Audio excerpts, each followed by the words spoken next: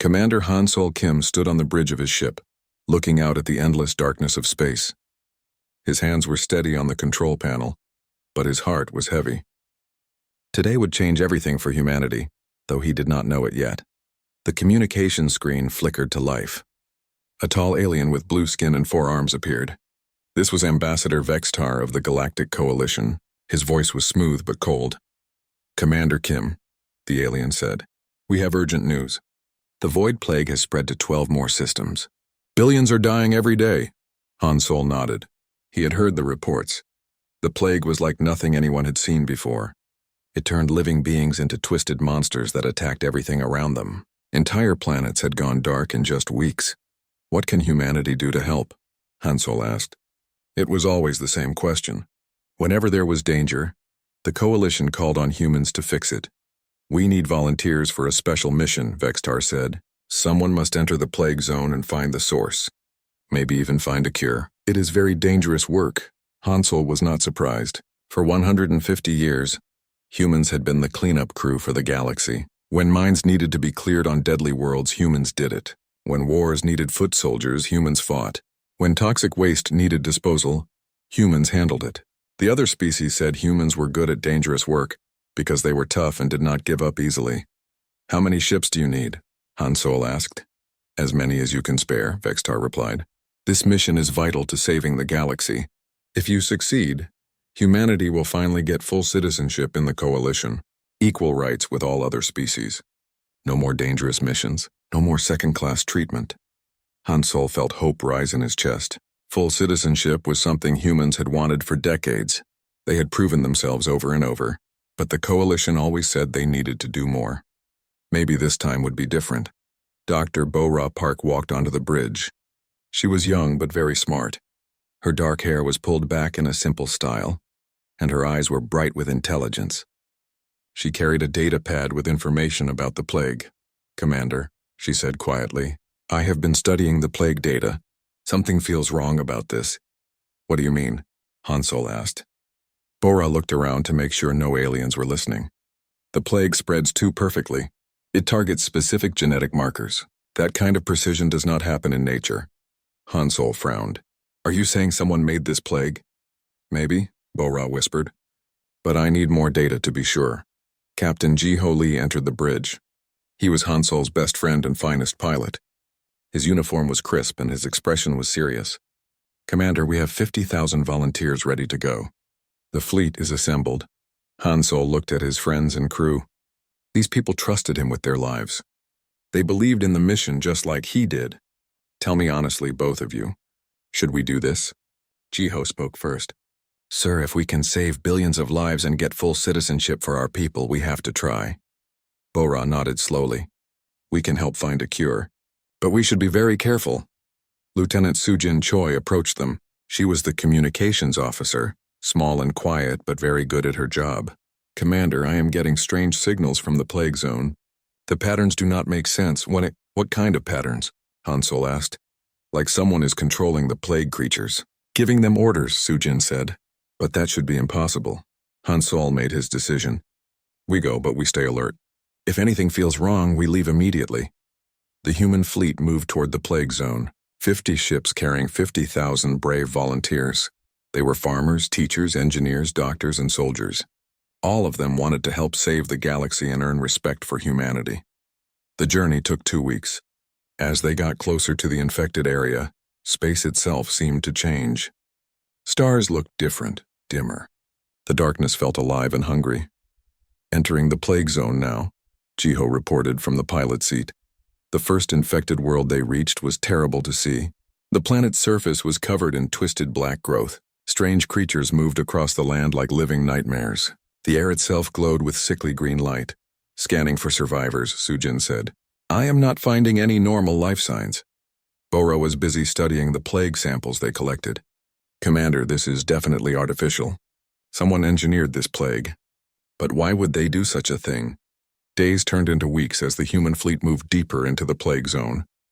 They fought horrible creatures and collected data. Many humans died, but they kept going. They believed they were saving the galaxy. Bo-Ra worked day and night in her laboratory. Slowly, she began to understand how the plague worked. I think I can make a cure, she told Hansol one day. But I need more time and materials. Take whatever you need, Hansol said. We will protect you. More weeks passed. The human fleet was running low on supplies. Many ships were damaged from fighting plague creatures. But Bora finally had good news. I did it, she said, holding up a small vial of blue liquid. This should cure the plague. We can save everyone. Hansol felt proud and relieved. They had done the impossible. Sujin, send a message to the coalition. Tell them we found the cure and need immediate evacuation. Sujin sent the message and waited for a reply. Hours passed, then days. No answer came. Try again, Hansol ordered. Maybe the signal is not getting through. Sujin tried many times. Still no answer. But then she picked up something else. Alien communications that were not meant for human ears. Her face went white as she listened. Commander, you need to hear this. The alien voices were speaking in their own language, but Sujin had learned to understand it during her years of service. She translated what she heard. The humans are still alive. I thought the plague zone would kill them by now. It does not matter. The experiment is almost complete. We have learned what we needed to know. What about the cure they found? Let them keep it. They will die soon anyway. No one is coming to rescue them. Good. The council was right. Humans are useful test subjects, but they breed too fast and ask too many questions. Better to dispose of them now. Sujin stopped translating. Her hands were shaking. Hansol felt his world falling apart. They never meant to rescue us, he said quietly. We were sent here to die. Jiho was angry. 50,000 people volunteered to save the galaxy, and this is how they repay us? Bora looked at her cure. They used us to test their weapon. The plague was not an accident. It was a weapon they created, and they wanted to see how it worked.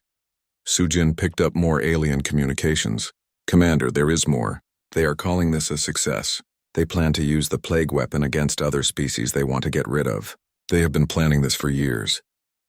Hansol walked to the window and looked out at the dead space around them. His people were trapped, betrayed, and abandoned. The species they had served faithfully for over a century had thrown them away like garbage. Sir, what are your orders? Jiho asked. Hansol was quiet for a long time. When he spoke, his voice was different, harder.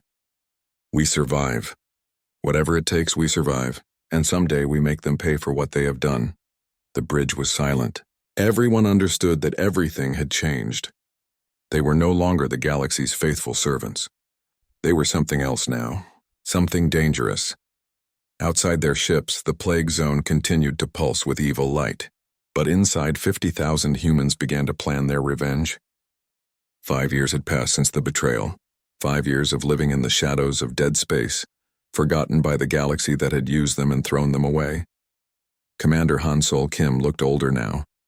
His black hair showed gray streaks and lines marked his face. But his eyes burned with a cold fire that had not been there before. He stood in what used to be the cargo bay of his ship, now converted into a meeting room for the survivors. The human fleet had been reduced to 15 ships. Many had been lost to plague creatures or mechanical failures. Of the 50,000 volunteers who had entered the plague zone, only 12,000 remained alive. But these 12,000 were different now. They were harder, smarter, and completely without mercy for their former allies. Engineer Taemin Yoon spread blueprints across a metal table. He was thin from years of rationed food, but his mind was sharp as ever. Commander, I have finished studying the alien ships we captured. Their technology is not as advanced as they pretended. What do you mean? Hansol asked. They made us think they were superior, but it was mostly lies and tricks, Taemin explained. Their weapons are powerful but simple. Their shields have weak points. Most importantly, their computers are easy to hack if you know the right codes. Dr. Bora Park joined the meeting. She looked tired but determined. In her hand was a datapad filled with research notes. I have discovered something terrible about the plague, she said. It was designed specifically to target human genetics. Sergeant Hyojung Nam, who had become the leader of their military forces, leaned forward. What does that mean? It means they have been studying us for decades, Bora replied. Taking samples of our blood, our DNA, everything. They planned this betrayal long before they sent us into the plague zone. Dr. Minho Seo, the oldest member of their group, shook his head sadly. We trusted them completely. We gave them everything they asked for. And they were planning to kill us the whole time, Hansol said. His voice was calm. but everyone could hear the anger underneath. Lieutenant Sujin Choi had been monitoring galactic communications from their hidden base. She had built the equipment herself from salvaged parts. "Commander, I have news from the outside. The Coalition has built monuments to honor our sacrifice. They tell everyone we died as heroes." "Heroes," Jiho spat. He had become bitter over the years. "They call us heroes while they plan to use the same plague on other species." Sujin nodded. "That is the worst part. They are already using modified versions of the plague as weapons. 3 more species have been wiped out. The Coalition claims it was natural disasters." Hansol walked to the small window that looked out at their hidden base. They had found shelter on a dead world at the edge of the plague zone. The planet had no name, just a number in old star charts. Its surface was covered in ice and rock, but it hid them from Coalition sensors. "How long until we can leave this place?" he asked Taimin. "Our ships are getting stronger every day," the engineer replied. "I have been rebuilding them with alien technology, but we still need more supplies and weapons." "I may have a solution for that," Sujin said. She touched her control pad, and a holographic display appeared above the table. It showed a Coalition patrol ship. "This vessel will pass close to our system in 2 days. It is carrying medical supplies and research equipment." Hyojung studied the ship's design. "How many crew members?" 15 aliens. "No humans," Sujin replied. "They think this area is completely dead." Hansol made his decision quickly. "We take the ship, kill the crew and steal everything useful." In the old days, such an order would have shocked his people. Now nobody questioned it. The galaxy had taught them that mercy was weakness. 2 days later, Jiho piloted a small attack ship toward the Coalition patrol vessel. With him were 6 other humans, all volunteers for the dangerous mission. They had painted their ship to look like debris from the plague zone. "Coalition vessel, this is medical ship Hope's End," Jiho said into his communicator. "We are survivors from the human expedition. Please help us." The alien captain responded immediately. "Human ship, you should be dead. How did you survive the plague zone?" "Most of us died," Jiho lied smoothly. "We have been hiding on a dead world. Please, we need food and medical supplies." "Stay where you are," the alien captain said. "We are coming to investigate." The Coalition ship approached carefully. When it was close enough, hidden weapons on Jiho's ship activated. Energy beams cut through the alien vessel's shields like they were made of paper. Taimin had designed the weapons using Coalition technology, but made them much more powerful. The alien ship tried to escape, but it was too late. Jiho's team boarded the vessel and killed every alien on board. They felt nothing for their victims. These creatures served the same Coalition that had betrayed humanity. When they returned to base with their prize, everyone was excited. The captured ship contained not just supplies, but also important information about Coalition activities. Bo-Ra studied the alien medical equipment with great interest. "This is perfect," she said. "I can use this to improve my plague research, maybe even create new versions that target specific alien species." "New versions?" Minho asked. He still remembered when they were trying to cure diseases instead of create them. "The Coalition has been very busy," Bo-Ra explained. "They have wiped out 7 species in the past 5 years. All of them were asking too many questions about human disappearances. I think we should return the favor." Sujin had been analyzing the captured communications equipment. "Commander, you need to see this," she called out. Her voice was excited but also frightened. Hansol joined her at the communication station. On the screen was a message between Coalition leaders. "The human disposal operation was more successful than expected," one alien wrote. "However, we have detected signs that some may have survived. We should send a cleanup mission to make sure none escaped." Another alien replied, "Agreed. We cannot risk any humans returning to tell others about our methods. Also, the Council has approved Phase 2. "What is Phase 2? Hansol asked. Sujin scrolled through more messages. Her face grew pale as she read. "Phase 2 is the complete elimination of humanity. They plan to attack Earth itself." The meeting room fell silent. Everyone understood what this meant. 8 billion humans lived on Earth completely unaware of what was coming. "When?" Hansol asked quietly. "The messages are not clear," Sujin replied. "But soon. They are already building a fleet." Hansol felt something break inside his chest. The Coalition was not satisfied with just killing the volunteers. They wanted to wipe out the entire human race. Hyojung spoke first. "We have to warn Earth." "How?" Jiho asked. Even if our communication systems could reach that far, who would believe us? The Coalition controls all information. Taman was studying star charts. It would take us months to reach Earth with our current ships. Maybe years. Then we make faster ships, Hansel said. We steal more Coalition technology. We do whatever it takes. Bora had been quiet during the discussion. Now she spoke up. There might be another way. If we can cause enough trouble for the Coalition, they might be forced to delay their attack on Earth. What kind of trouble? Hansel asked. The kind that makes them too busy to commit genocide, Bora replied with a cold smile. I have been working on some new biological weapons, each one designed to target a different Coalition species. If several member worlds suddenly faced mysterious plagues, the Coalition would have to respond. Minho looked uncomfortable. Bora, we are talking about killing billions of innocent people. Are they innocent? She shot back. Every Coalition species benefits from our slavery and death. They all voted to dispose of us. None of them are innocent. Hansel walked around the room thinking. His people looked to him for leadership, but the choice was terrible. They could try to warn Earth and probably fail, or they could become the monsters the Coalition claimed humans were. We do both, he finally decided. We send a message to Earth warning them about the attack. But we also prepare Bora's weapons. If the Coalition wants to play with plagues and genocide, we will show them how humans really fight. Sujin began working on a way to send a message across the galaxy. Taman started designing faster ships. Bora returned to her laboratory to perfect her deadly creations. Hyojung trained their fighters for the battles to come, but Hansel stood alone looking out at the cold stars. He remembered when they had been heroes trying to save the galaxy. Now they were planning to burn it down. The Coalition had created exactly what they feared most. Humans with nothing left to lose. In his heart, Hansel knew there would be no going back from this path.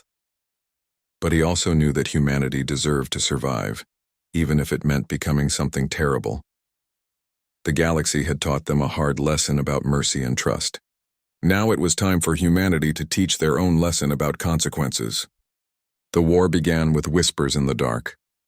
Commander Hansel Kim watched from the bridge of his rebuilt flagship as Coalition space burned in the distance. It had been 3 years since they started their shadow campaign, and the galaxy was tearing itself apart exactly as planned.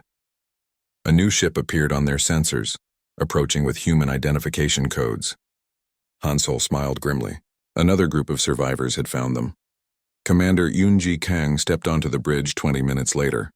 She was tall and moved like a trained killer. Her eyes were cold as winter ice. Behind her came 50 other humans, all that remained of her crew. Commander Kim, she said with a military salute. Intelligence operative Yunji Kang reporting. We received your signal.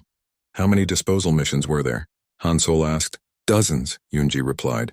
The Coalition has been systematically killing human groups for 10 years.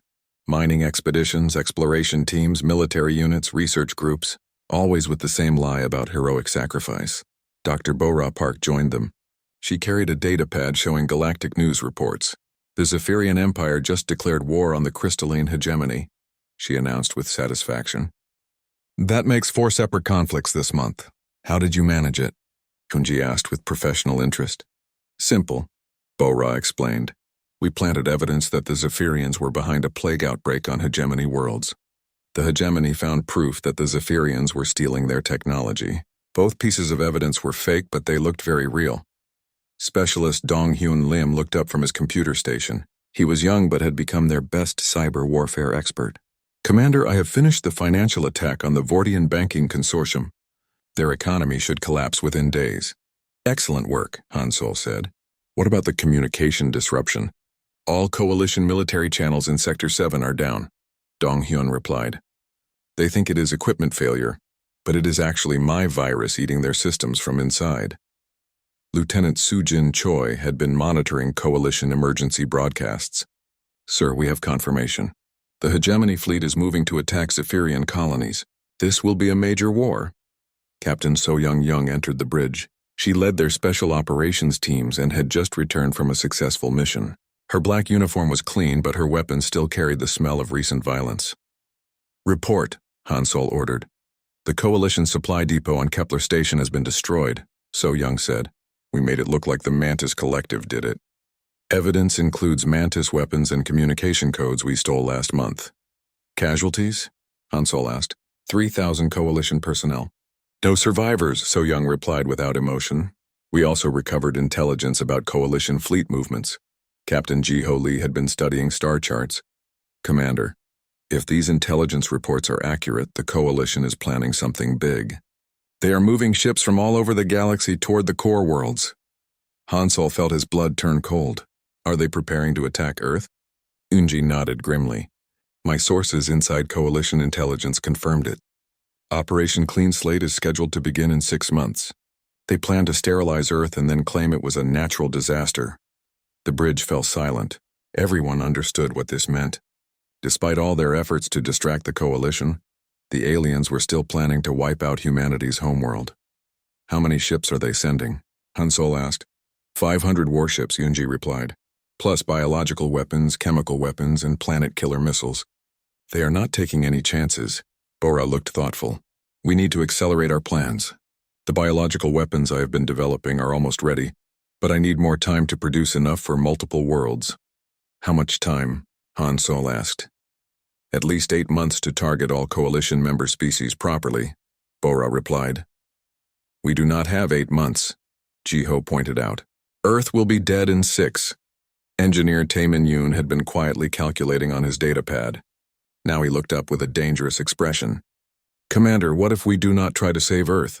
Everyone stared at him in shock. Explain, Hansol said carefully. Earth has 8 billion people, Taemin continued. But they do not know about the Coalition's true nature. They still think the aliens are friends. Even if we warn them, they probably will not believe us. So we just let them die? Hyojung asked angrily. No, Taemin replied. We make sure their deaths are not wasted. When the Coalition attacks Earth, they will expose themselves. The galaxy will see them commit genocide. But more importantly, we will be ready with our real attack.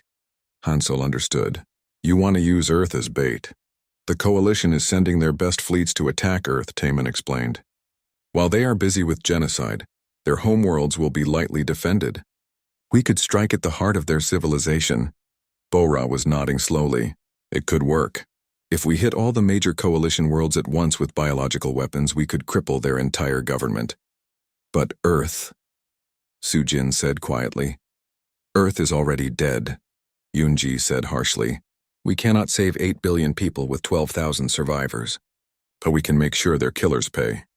Hansol walked to the window and looked out at the stars. Somewhere out there, his homeworld continued its peaceful existence, unaware that death was coming. The people of Earth still believed in the Coalition's lies about friendship and cooperation. There is another option, he said finally. We could warn Earth and then help them fight. With what? Jiho asked. Our 15 ships against 500 Coalition warships? We would die and Earth would still fall.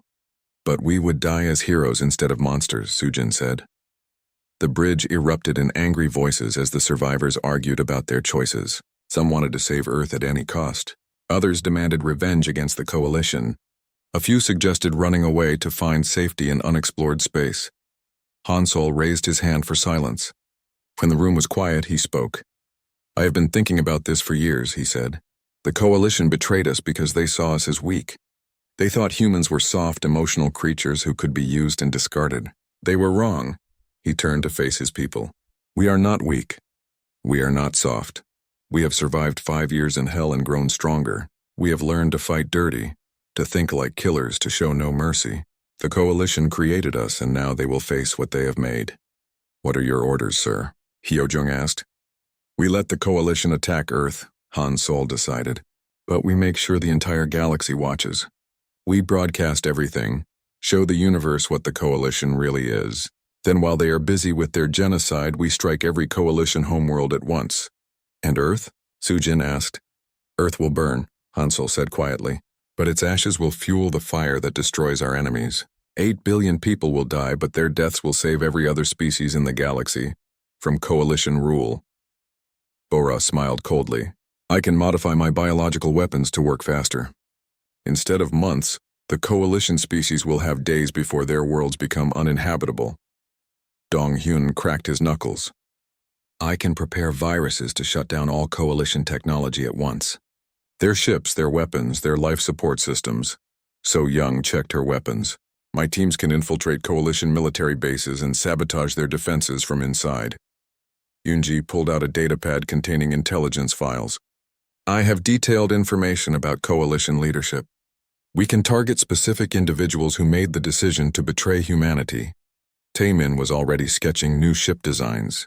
We will need faster vessels to hit multiple targets quickly. I can build them, but we need more resources. Then we take what we need, Hansol declared. No more hiding in the shadows. No more subtle manipulation. We are going to war, and we are going to win. Over the following weeks, the human survivors prepared for their final campaign. They stole ships, weapons, and supplies from coalition forces.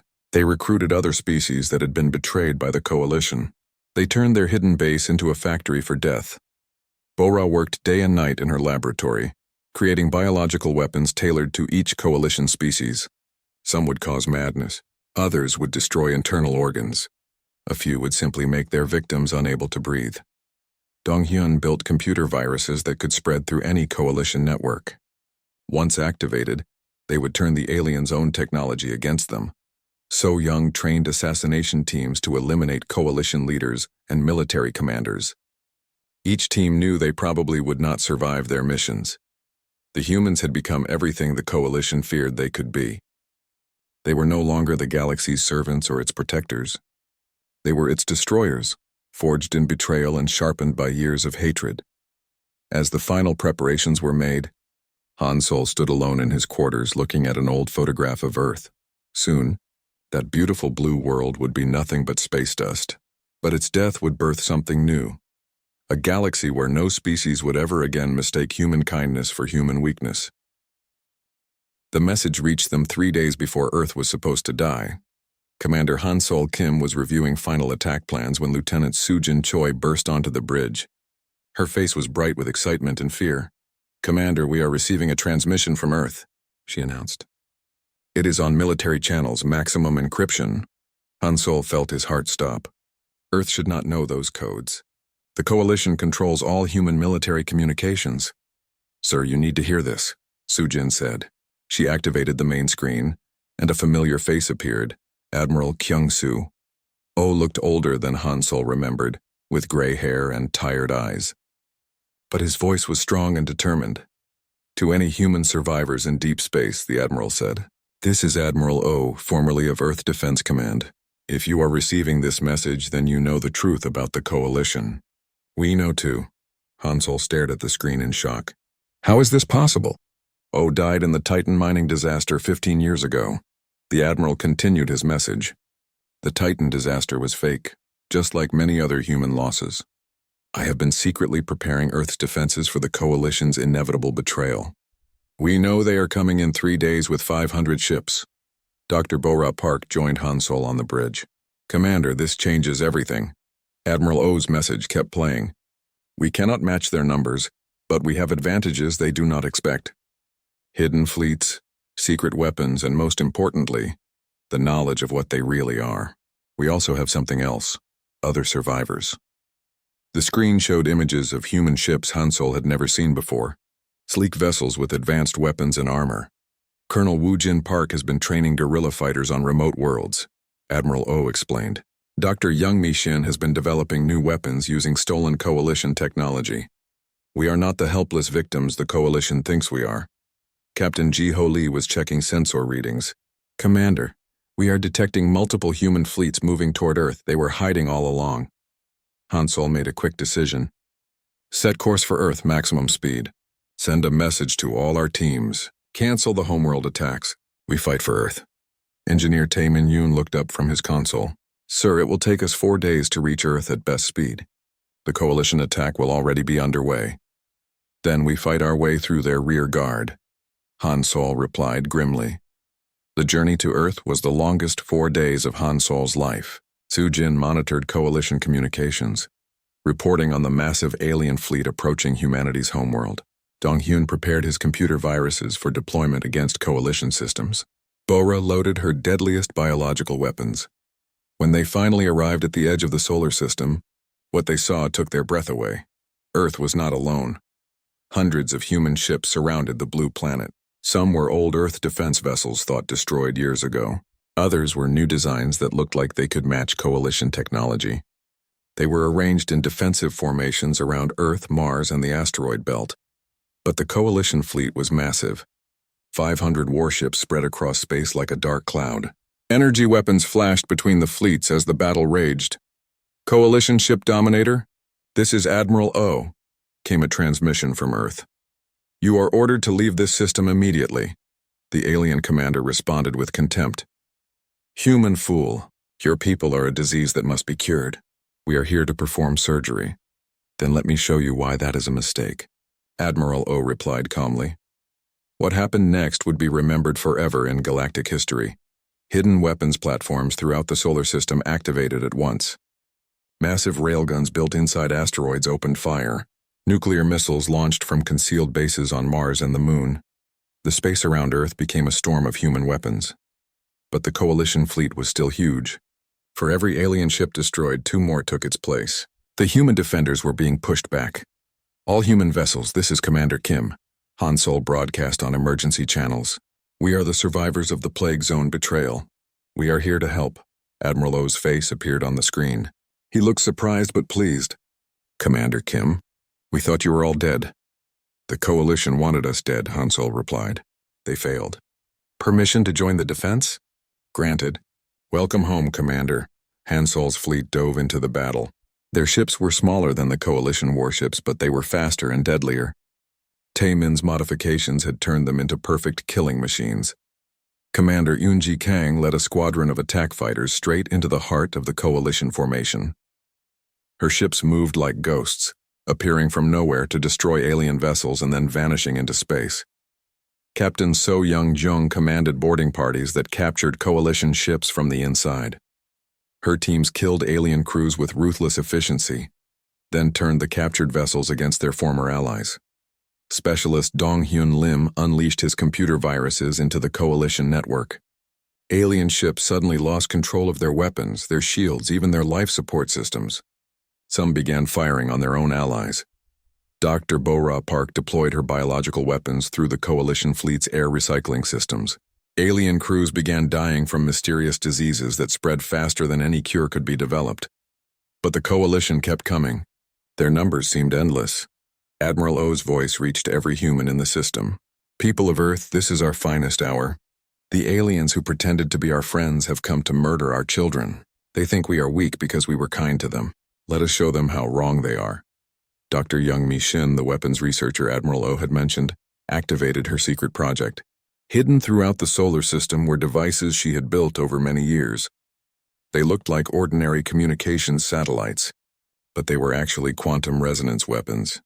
When activated, they created a field that disrupted coalition technology while leaving human systems untouched. Suddenly, hundreds of alien ships found themselves defenseless, floating helplessly in space. Colonel Woojin Park's guerrilla fighters emerged from hiding places throughout the system. They had been waiting in captured coalition ships, in abandoned space stations, even in the wreckage of destroyed vessels. They struck at the alien fleet from every direction. The tide of battle began to turn. But then the coalition revealed their final weapon. A massive ship appeared at the edge of the system. It was bigger than anything humans had ever seen, bristling with weapons that could crack planets. "Attention, human insects," the ship's commander broadcast. "I am High Admiral Zexthar of the Coalition Extinction Fleet. Your resistance ends now." The giant ship began charging a weapon that could destroy Earth with a single shot. Han Sol realized they had only minutes before his homeworld died. "All ships concentrate fire on the extinction vessel. Everything we have." Human ships from across the solar system turned toward the massive alien vessel. Weapons that could destroy cities focused on a single target. Nuclear missiles, railgun shells, energy beams, and exotic particles all struck the coalition ship at once, but its shields held. "Pathetic," High Admiral Zexthar sneered. "You cannot even scratch our hull. Prepare to watch your world burn." That was when Admiral O played his final card. "Activate Project Prometheus," he ordered quietly. Deep beneath Earth's surface, ancient nuclear weapons that had been hidden for centuries came online. But these were not ordinary warheads. They had been modified with coalition technology stolen over decades, enhanced with quantum effects that could tear holes in space itself. The missiles launched from Earth, not toward the Coalition fleet but toward Earth's own sun. "What are you doing?" High Admiral Zexthar demanded. "Teaching you about human determination." Admiral O replied. The modified nuclear weapons struck the sun and detonated. For a moment, nothing happened. Then the star itself seemed to shudder. Solar flares erupted across space, carrying exotic radiation that overloaded Coalition shields and weapons. The massive extinction ship found itself defenseless, its weapon systems failing as the solar storm washed over it. "Now," Admiral O commanded. Every human ship in the system opened fire on the helpless alien vessel. This time, their weapons cut through the ship's hull like paper. Explosions cascaded along its length as the mighty vessel broke apart. High Admiral Zexthar's last transmission was a scream of rage and disbelief. The remaining Coalition ships tried to retreat, but they found their path blocked. Human fleets had surrounded them completely. There would be no escape. "Coalition vessels," Admiral O broadcast calmly. "You came here to commit genocide. Instead, you have given us a gift. You have shown the entire galaxy your true nature. Every species in known space has seen you attack a peaceful world without provocation." He was right. Su Jin had been broadcasting the battle across the galaxy using captured Coalition communication networks. Billions of beings had watched the Coalition try to destroy Earth's surrender now. Admiral O continued. "And you will be treated according to human law. Continue fighting. And you will share the fate of your flagship. Some Coalition ships surrendered immediately. Others tried to fight to the end. None of them escaped the solar system alive. When the battle was over, Han Sol found himself aboard Admiral O's flagship, embracing the man he had thought was dead. Around them, Earth still shone blue and beautiful, unmarked by the Coalitions. The galaxy burned for 7 years. President Nayang Quan stood in the war room deep beneath Earth's surface, watching holographic displays show the progress of humanity's revenge. Red markers indicated Coalition worlds that had fallen. Yellow markers showed worlds under siege. Green markers represented the few worlds that had surrendered without fighting. There were very few green markers left. Commander Hansol Kim entered the room, his uniform bearing new rank insignia. He was now General Kim, leader of the human expeditionary forces. His hair was completely gray, and his face showed the weight of commanding a war of extermination. "Report," President Quan ordered. "The Zephyrian homeworld fell this morning," Han Sol said quietly. "General Bay's forces used Dr. Ru's quantum disruptors to collapse their planetary shields. The population surrendered after we destroyed their 3 largest cities." President Quan nodded. She felt no joy in the victory, only the satisfaction of a job being completed. "How many survivors?" "Approximately 50 million out of 8 billion, Han Sol replied. "They are being relocated to the reservation world we prepared." Dr. Jae Sung Ryu looked up from his computer terminal. He was the architect of humanity's final weapons, devices that turned the laws of physics into instruments of war. "Madam President, the crystalline hegemony is requesting terms for surrender." "What are they offering?" President Quan asked. "Complete submission. They will disband their military, relocate their population to designated worlds, and provide reparations for the next 1,000 years. Dr. Ryu read from his screen. "Denied," President Quan said without hesitation. "The hegemony voted to approve our extermination." They sealed their fate with that decision. General Sung Ho Bei walked into the room. He commanded the main battle fleets and had earned a reputation for ruthless efficiency. "Madam President, we have a problem. The Mantis Collective is attempting to flee to another galaxy." President Quan turned to study the star charts. The Mantis worlds were marked in red, showing they had already fallen to human forces. How many escaped? Unknown. They used some kind of experimental faster-than-light drive. "Our sensors lost them at the galaxy's edge," General Bay reported. Han Sol frowned. "We cannot allow any Coalition species to survive. They will only rebuild and return for revenge." "Agreed," President Quan said. "Dr. Ryu, can your quantum weapons reach another galaxy?" The scientist considered the question carefully. "Not directly, but I have been working on something that might help. A weapon that travels through subspace following quantum signatures. If we can get a sample of Mantis genetic material, we can target their entire species regardless of distance." "Do it," President Quan ordered. "No one escapes justice." Lieutenant Sujin Choi, now Captain Choi and head of human intelligence, approached with a data pad.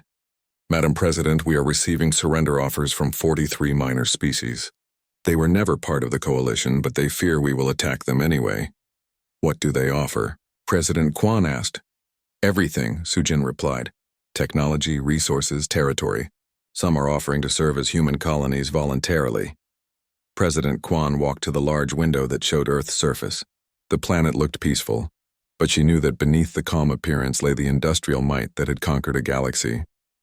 Factories worked day and night producing weapons and ships.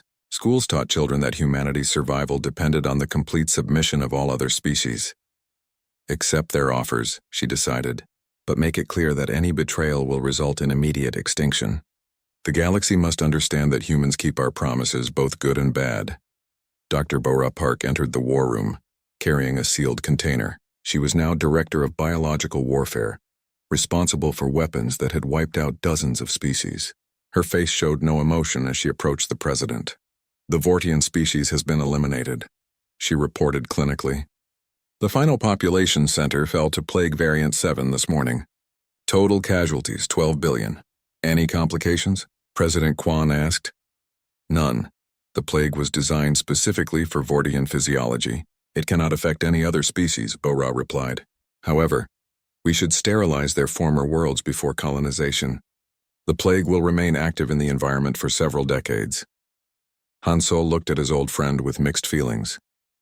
Bora had become brilliant at creating death, but he sometimes missed the kind doctor who had tried to cure diseases instead of spreading them.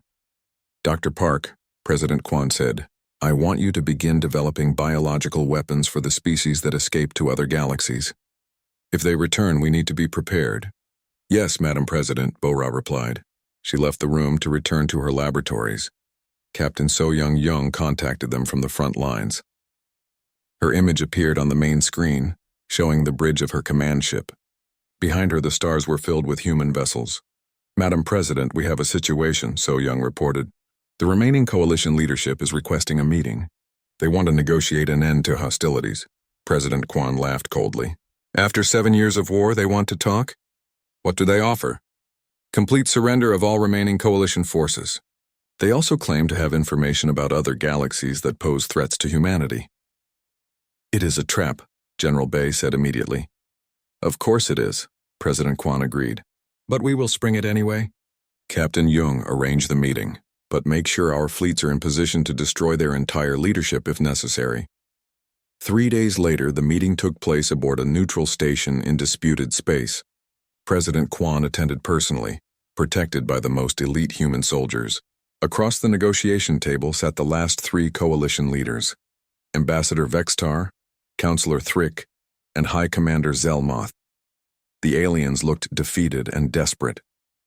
Their once proud uniforms were dirty, and their confident arrogance had been replaced by obvious fear. Humans, Ambassador Vexistar began. This war has gone on long enough. Both sides have suffered terrible losses. Only one side has suffered losses, President Kwan corrected. You have lost everything. We have lost nothing that matters. Counselor Thrick leaned forward desperately. We can offer you information about the Devourers, a species that consumes entire galaxies. They are moving toward this region of space. Without the coalition fleets to stop them, they will destroy everyone, including humanity. We will deal with any threats as they come, President Kwan replied calmly. Right now, our only concern is finishing what you started. High Commander Zelmoth, who had been silent until now, spoke with barely contained rage. You think you have won, but you have only doomed yourselves. Without the coalition to maintain order, this galaxy will fall into chaos. Pirates, rogues, and worse will prey on innocent worlds. Then we will restore order, President Kwan said. Human order. You are monsters, Zelmoth shouted. You have wiped out billions of innocent beings. President Kwan stood slowly. Her voice became deadly quiet. You sent 50,000 of my people into a plague zone to die as test subjects. You planned to sterilize my homeworld and murder 8 billion humans. You taught us that mercy is weakness and that survival requires the complete destruction of one's enemies. We are excellent students, she gestured to the guards. Execute them. Broadcast it across the galaxy so everyone can see what happens to those who threaten humanity. The alien leaders were dragged away, still pleading for mercy that would never come. 2 years later, the war was over. Han Solo stood in the memorial garden on Earth, looking at the wall that bore the names of every human who had died in the Coalition's betrayal. 50,000 names from the original Plague Zone mission, plus thousands more who had died in the years of war that followed. Bora approached, carrying their young daughter Minjung. The child had never known a galaxy where humans were not the dominant species. Was it worth it? Bora asked quietly. Han Solo looked up at the sky where human ships patrolled constantly. Every inhabited world in the galaxy now flew human flags. The surviving alien species lived on reservation worlds, their populations carefully controlled and monitored. Ask me when Minjung is old enough to live in a galaxy where no one will ever again mistake human kindness for human weakness, he replied. In the distance, construction crews were building monuments to human victory. Schools taught children about the Coalition's betrayal and humanity's righteous response. News broadcasts celebrated each day of peace under human rule. But Han Solo knew the truth that few others would admit. Humanity had saved itself by becoming everything their enemies had feared. They were no longer the kind, optimistic species that had volunteered to save the galaxy from a plague. They were something harder, colder, and infinitely more dangerous. The galaxy was peaceful now, but it was the peace of the graveyard. Entire species existed only in history books. Worlds that had once been home to billions now hosted human colonies built on the bones of their former inhabitants. Dr. Ryu's quantum weapons patrolled the edges of known space, ready to destroy any threat before it could reach human territory. Dr. Park's biological weapons sat in storage, prepared to eliminate any species that showed signs of rebellion. Captain Young's fleets maintained order with overwhelming force. President Quan had been elected for life, ruling an empire that spanned the entire galaxy.